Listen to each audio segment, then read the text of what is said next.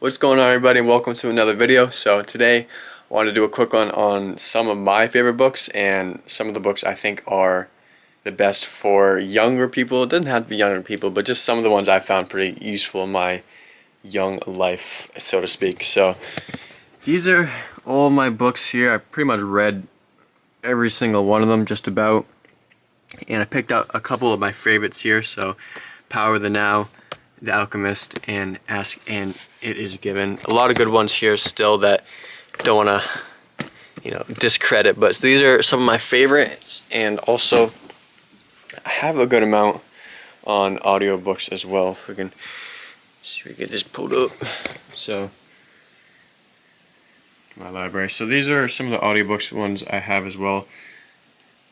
So Can't Hurt Me, one of my favorites as well. Never Finished, both by David Goggins, I think are really good.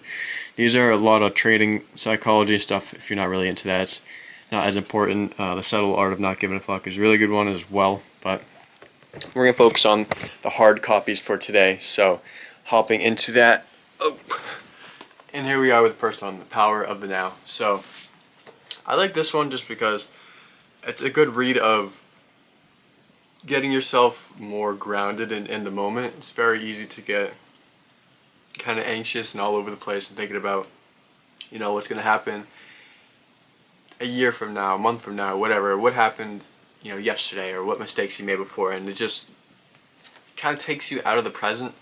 And it really helped me kind of refocus and center and just kind of stay in the moment. Because especially as a young person, there's a lot of stress and a lot of new things, and you want to be able to enjoy life, not just always be thinking about your next career or what are you going to be doing in 10 years or whatever. You really want to enjoy this time, because when you get a little bit older, or a lot older, you look back and be like, those were some of the best years. I spent it all just worrying and stressed and anxious and just blew it all away. So not to sound too preachy, but Power of the Now, very good book, helps you kind of stay centered, grounded, and gets you on your feet. So the next one I really like, one of my favorite books, I think actually my number one favorite book is The Alchemist.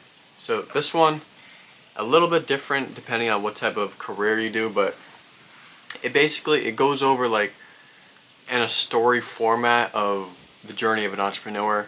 It's more of like a fun type of read, but it goes through that journey that you take as an entrepreneur and taking leaps of faith and going on paths that you just you have no idea how it's going to turn out, and just things like that, like following your purpose and just going for it and not just leaving off what you should be doing. It's a very cool book. I'd recommend reading it. It's definitely a lot better than I just explained it, but one of my favorite books. I think if you're an entrepreneur, you'll definitely be able to relate to how it's told. It's not like a preachy, teachy stuff type of book. It's more like a story form where you can relate to it. So I think it's really cool. One of my favorites, my number one favorite actually. Declare it there, my number one favorite. And this one, Ask and It Is Given by Esther and Jerry Hicks, I think is a really good one as well. It relates to manifesting things in your life and understanding the power within you, that you can actually create your reality and reshape, make it whatever way you want it to be, and really just you more powerful than to put into simpler terms, that you can really do a lot, you can make things happen, you can really just speak it into existence, you can manifest things and put the action behind those, of course, but once you learn the manifesting side, that combined with the putting in the work side of things really is where you get those results from. So I think, again, really good one here. One of my favorites. And one of the audiobooks I think is one of my at least top 5 is Can't Hurt Me by David Goggins. It doesn't really matter what you're doing in life. It's more of like a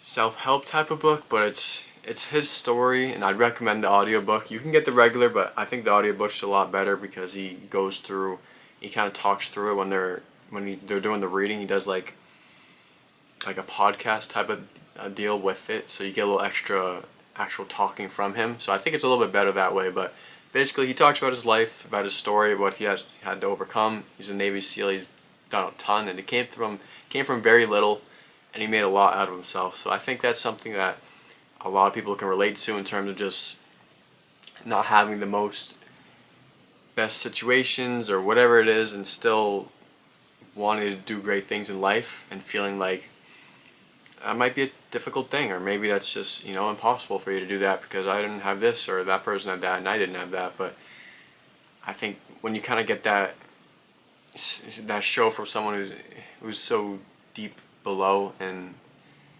terms of just not having great things in life and made something so great out of himself, I think it's, I don't know, it's a good, for me at least, it was a great motivator to show that what's truly possible in life, and there is really no limits to what you can do, and I think that really opened my eyes to it. So I definitely recommend that one, especially as a young person. I think it's very good to be able to see a real example of someone doing something great and making something out of themselves when they started off in a spot where a lot of people might be. So I like that one as well. Honorable mention is Man's Search for Meaning by Viktor Frankl. Didn't pick that one up, but that's one of my favorites as well.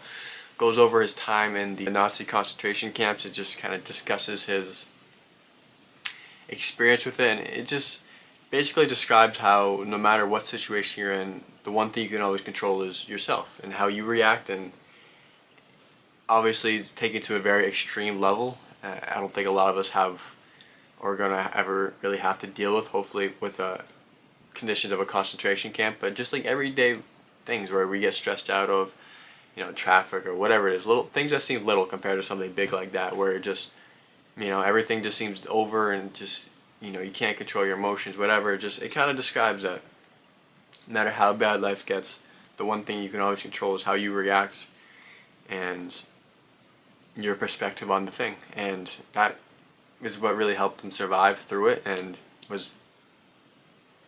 made him able to be in position to tell his story. So I think that was a really good one too. I've read that one a few times, one of my favorites as well. But these are my main books that I like to read. So let's get this.